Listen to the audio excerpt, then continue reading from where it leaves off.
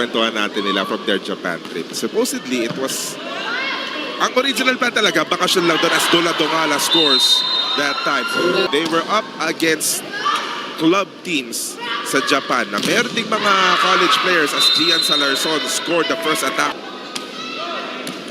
6-2 FEU. Gian, off the blocker's hand. Jay, kanina pa tong si Gian. Over tayo. Kinakausap yung mga teammates. Hindi pwedeng tahimik. Kasi habang tahimik, dire-diretso lang yung maling ginagawa.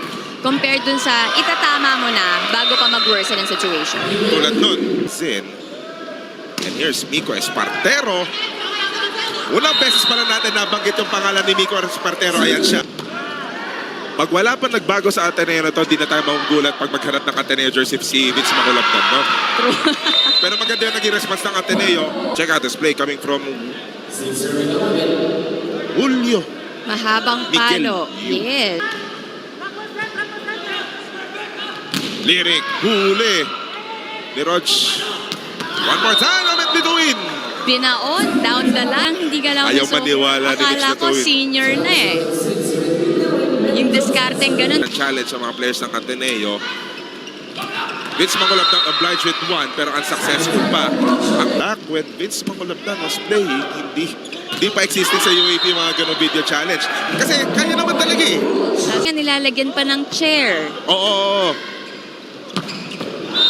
Pero yung mga ganong palo, basta may libre, if you have... Ito si Carl Corregidor eh. Pinabawi ni Enzo. Corregidor with the... Na rin.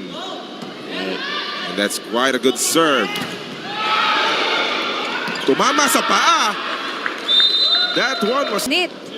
Lagi kang nakafocus. There. Huling-huli. Para din sa kanila yun, para hindi mapigil yung momentum eh, di ba? But there's Dula Dongala. Better. Nandun din. Kaya ito, dalawang magkasunod na atake kay Dula. Points to take set number 1. Enzo to JMU. Also try to evaluate kahit yung mga diskarte, kahit yung mga talon eh, no? That's true. Tulad no, huling-huli si Amit. Well, sa blocking ng Ateneo. Check this one out. Sabay yung talon ni Amit. Hulog sila doon sa 9-3 hole na yun to start. That's true. Kasi ayan, nagtutuloy-tuloy lang sila Dula. Itong si Dula, tatlo na. Tatlong magkakasunod na atake. All successful attacks by him. Depends. Hardcore pagdating sa blocking. Ang pinakamahirap yung middle blockers. Oh. Takbo, kaliwa, kanan. Bukod dun sa obligasyon mo sa gitna. Huli! That was a solid block. Point.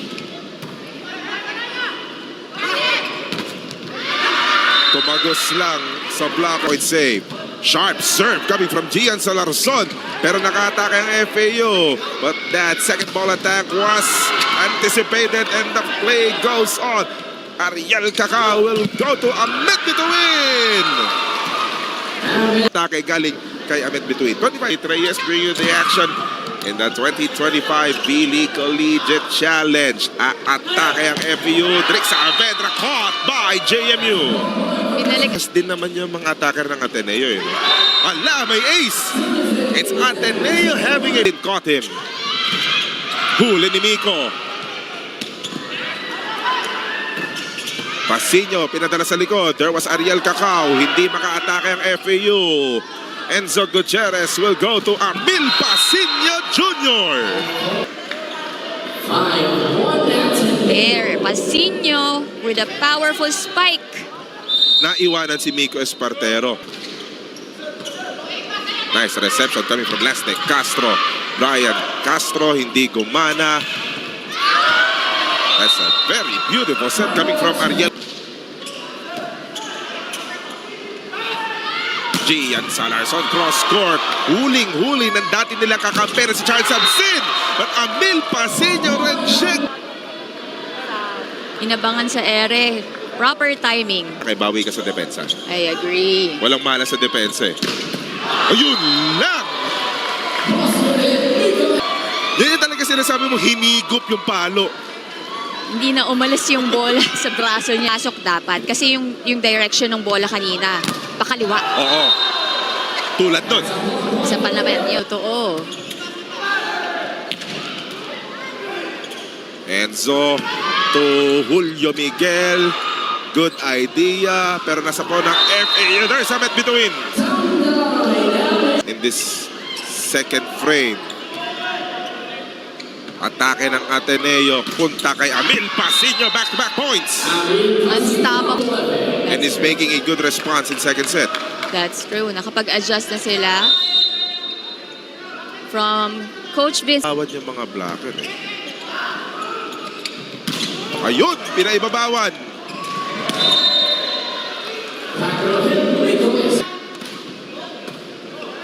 FEU naman. Miko naman. Hindi rin papa-out. Malayo. Yung palo, no? Pero iba talaga na marami talagang bound diskarte yung mga attacker. Huli pa! Napwesto, ayos ang blocking.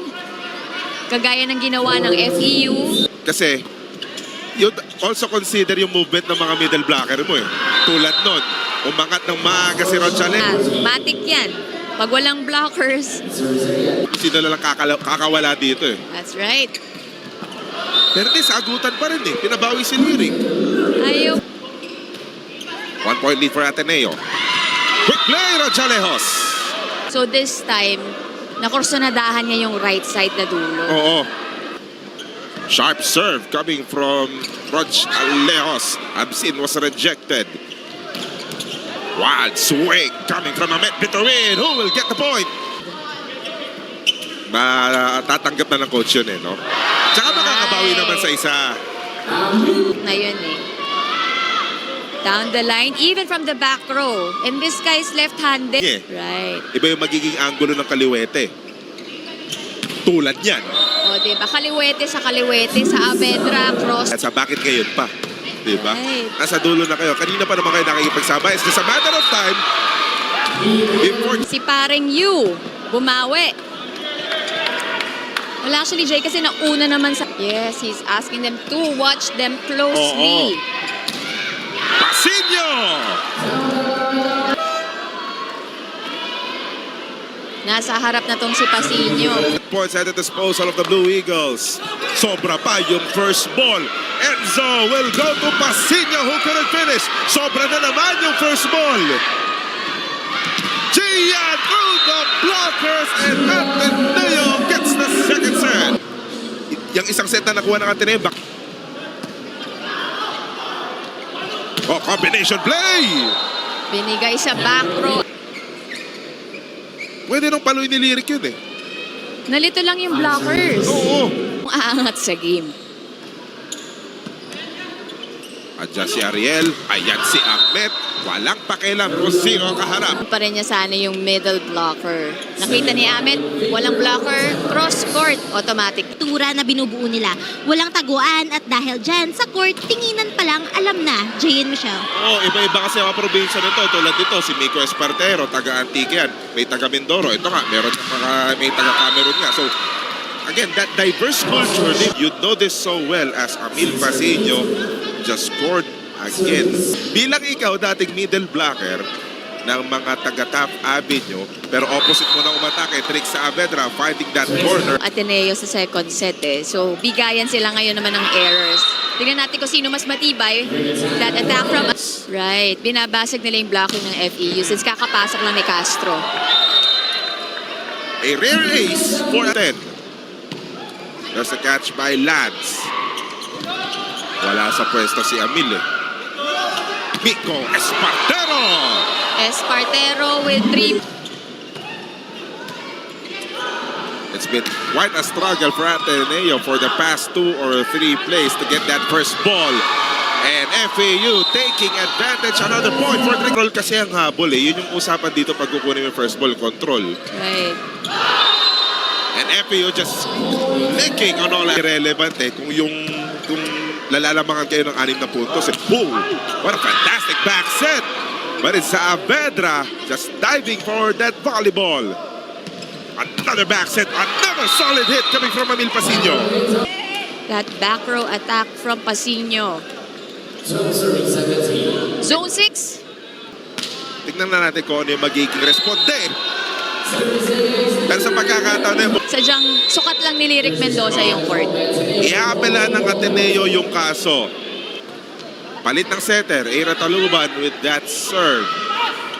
Ahmet, no. Taluban to Gian Salarzon connecting on that corner shot. Yung one, biglang pumihit ng zone 5. Malapit pa dito sa linesman natin. So, kitang-kita. Pasok yung bola. Times we have seen that kind of play coming from Gian Salarzon combination.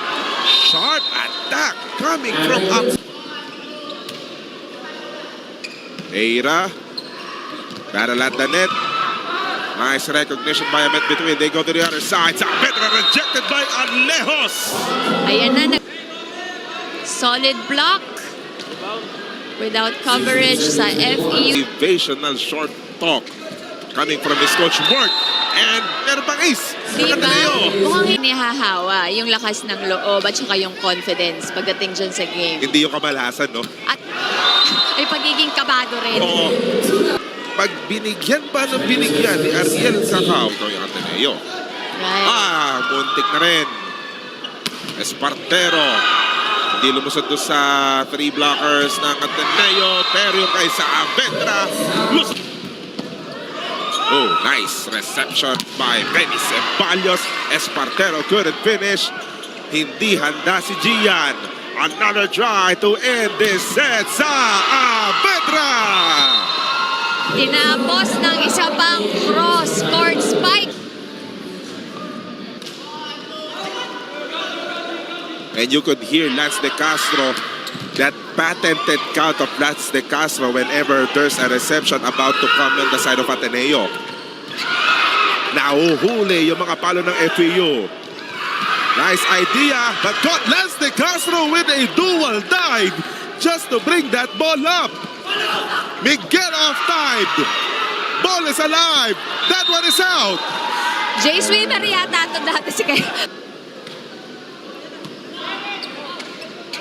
Huli. Yan ang sinasabi ko kanina, Jay. Dito sa game na to, ha? 98%. Actually, it's 100% successful.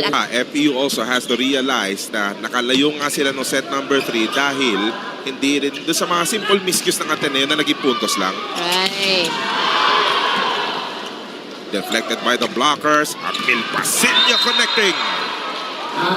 Inibsueldo yung position mo. Tignan mong mabuti. Walang middle blocker na humabol. Christopher Roch Alejos over reception. Magiging attack point ba? Not yet. Miko. No. Free ball. Saan pupunta si Ariel? Kay Miko. Ang ganda nung play na yon. Yung dalawang blockers ng Ateneo. Look at that. Also give credit. Kalapit, malayo ang kalaban mo at magsa-service error ka. That's a no-no. Tapos malala nung pag-set point pa yung kalaban, no? Aray ko. Hard up. Especially if it's makulap na. Right? Ramdam na ramdam ko. Parang kailangan ko ng crunch mamaya after ng game. Here, nakunin. Hindi naman kasi galing sa atake. Gian! Salarzon with... Huli si Luis. Pero ang magandang pasa, mababaliw. Mitaw. Eira had to adjust. Good dig coming from Ariel Cacao. Saavedra too close to the net. Deflected by Castro. Another try. It's a better position for Drix Saavedra. Na-traffic si Gian Salarzon dahil doon sa konting tatagla. Umiingay ang fans ng FEU sa loob ng Paco Arena. Why not? They caught that Gian Salarzon attack and Nico Espartero will score! Anong gagawin recalibration ng Ateneo? Pero offense muna sila. Papalo muna si Gian. Sapong-sapong ni Ceballos. But it goes on the side of Ateneo. Second try for Gian Salarzon. Nandun na naman si Vinny Ceballos. Espartero deflected by the blockers. Nag-respond na si Eira. Ariel. Sinong pumalo? Dumive, sumobra, fade away shot, lumampas.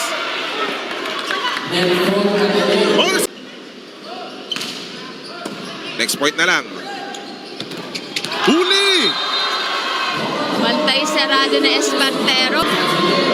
For Vince Mangulabnan. Look at that rejection coming from Nico Espartero. Sa isang parte lang nung nangyayari doon sa loob. Ayun, dinala kay Amil Pasino. So yun ang resulta. To his coach and the team. Ateneo will get it. They can finish this match with this upcoming attack from Ahmed Bituin. But it's not yet done. Nagse-celebrate na si Ahmed. Isa pa raw.